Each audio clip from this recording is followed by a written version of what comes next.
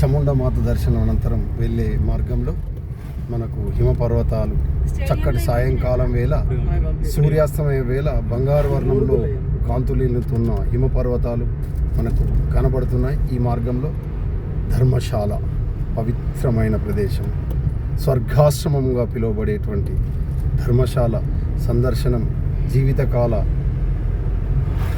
జ్ఞాపకం.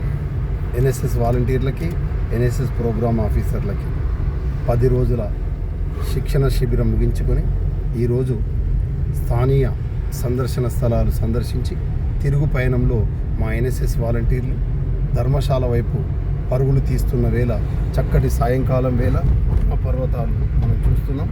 ఇది రోడ్డు మార్గం. మా ప్రయాణం సుఖంగా, సౌఖ్యంగా సాగుతుంది. ఆనందంగా